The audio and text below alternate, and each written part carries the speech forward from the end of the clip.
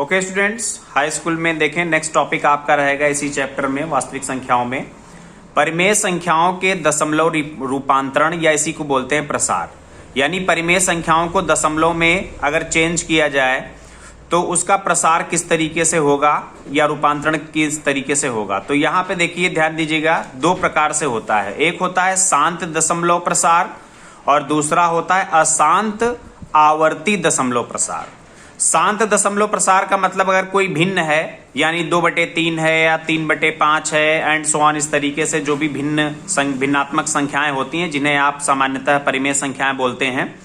तो परिमेय संख्याओं को अगर हम अंश को हर से भाग दें तो भाग देने पर कभी कभी क्या होता है कि दशमलव के बाद संख्याएं एक समय पश्चात रुक जाती हैं यानी पूरा कट जाता है तो वो शांत होगा। अगर संख्याएं कभी कभी पूरी नहीं कटती हैं, बार बार एक संख्या रिपीट होती रहती है, अनंत तक जाती हैं, तो यानी जब दशमलव के बाद प्रसार नहीं रुकता है तो उसे बोलते हैं अशांत आवर्ती। इसलिए बोलते हैं क्योंकि संख्याएं बार बार रिपीट होती हैं दशमलव के बाद, इसलिए अशांत आवर्ती दशमलव प्रसार इसको बोला जाता है। अब दोनों की हम डिटेल से जानेंगे। बेसिकली मैंने बता दिया है शांत दशमलव प्रसार क्या होता है।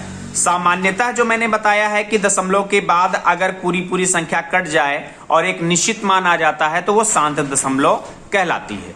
लेकिन गणित की भाषा में हम ये बोलेंगे कि यदि एक परिमेय संख्या P/Q जहां Q does not equal to 0, ये परिमेय संख्या की परिभाषा होती है कि P/Q का रूप होता है जहां Q कभी भी शून्य नहीं हो सकता। में हर यानी Q, ये ऊपर अंश है और नीचे हर है, Q के अभाज्य गुणनखंड यानी Q के अगर हम गुणनखंड बनाए, फैक्टर बनाए, तो गुणनखंड में आप देखें या तो 2 की घात में कुछ आए जहां n आपका एक ऋणेतर पूर्णांक होगा यानी कभी भी माइनस में नहीं होगा, n हमेशा पॉजिटिव होना चाहिए। 0 भी हो सकता है, 1 भी हो सकता है, 2 भी हो सकता है, यानी एक पूर्णांक होना चाहिए, पॉजिटिव टर्म में होना चाहिए, निगेटिव नहीं होना चाहिए, यानी घात माइनस में नहीं होनी चाहिए 2 की घात में।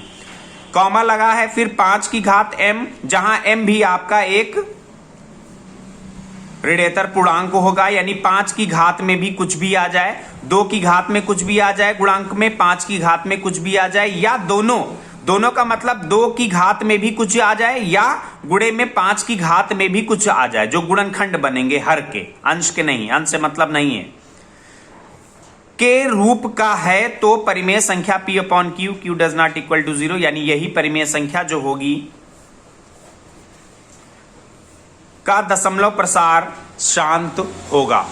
जहां n व m यानी घात में जो n व m लगे हैं ये ऋणेतर पूर्णांक है। मैंने बताया ऋणेतर पूर्णांक का मतलब कभी भी नॉन निगेटिव बोलते हैं। ऋणेतर पूर्णांक का मतलब नॉन निगेटिव यानी कभी भी ऋणात्मक नहीं हो सकते, इसका मतलब ये हुआ। अब एग्जाम्पल में देखिए तब आप इसको बेहतर समझ पाएंगे। एग्जाम्पल में जैसे दिया है 3/8। एक चीज और है कि परिमेय संख्या में आप अंश और हर को तभी देखेंगे जब ये अपने सरलतम रूप में होगा, यानी परिमेय संख्या अपने सरलतम रूप में होगी। सरलतम रूप का मतलब यह है कि अंश और हर में कोई भी सह अभाज्य गुणनखंड ना हो। सह अभाज्य गुणनखंड का मतलब यह है कि ऐसा ना हो कि अंश और हर संख्या कट रही हो। जैसे एग्जाम्पल में हम आपको दिखा देते हैं कि इसमें सभी बच्चे ध्यान देंगे, समझाने के लिए है, केवल नोट आपको नहीं करना है। कि जैसे 2/10 दे दिया जाए तो आप यहां पे 10 के गुणनखंड बनाने लगे और देखें कि यह शांत होगा कि नहीं होगा। इसमें क्या है कि जो भी परिमेय संख्या है वो अपने सरलतम रूप में होनी चाहिए। सरलतम रूप का मतलब यह है कि 2 एकम 2, 2 पंची 10 यानी 1/5। तो 1/5 का मतलब यह है कि यह अपने सरलतम रूप में है, इससे ज्यादा